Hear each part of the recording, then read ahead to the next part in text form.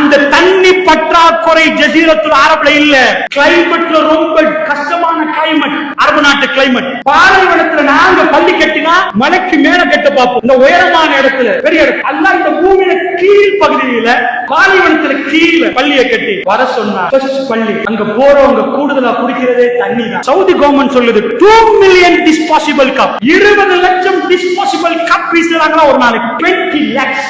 இப்ப அதை விட கூட இருக்கு. ஒரு ஆளுக்கு எத்தனை 10 லிட்டர் உள்ள குட்டி எல்லாம் எடுத்தீங்கன்னா எல்லாரும் ஒவ்வொரு நாளும் ஃபிளைட் ஆபரேட் ஆகுது. ஹரம் நிறைஞ்சி வடியுது. அங்க மழை பெஞ்சோ இல்லையோ ஜம்சம் நிக்காதுன்னு சவுதி கவர்மெண்ட் புதுசா ஒரு ப்ராஜெக்ட் வந்து மலிக்கு பாதுகாக்க போறாங்க. சவுதி லேசில ப்ராஜெக்ட் தொடங்காது. நீங்க முத போனவங்களுக்கு ஞாபகம் இருக்கு, நான் ஆரம்பத்துல போகல, நாங்க போய் தண்ணியை நாங்களே நிறைச்சி தோல்ல வச்சு ரூமுக்கு கொண்டு வந்து அந்த கிழனை ஏர்போர்ட் கொண்டு போவோம். இப்ப தண்ணி எல்லாம் நீங்க நிறைக்க தேவை. தண்ணி நேரடியா ஃபில் பண்ணி அந்த பாட்டில் ஏர்போர்ட்ல இருக்கு.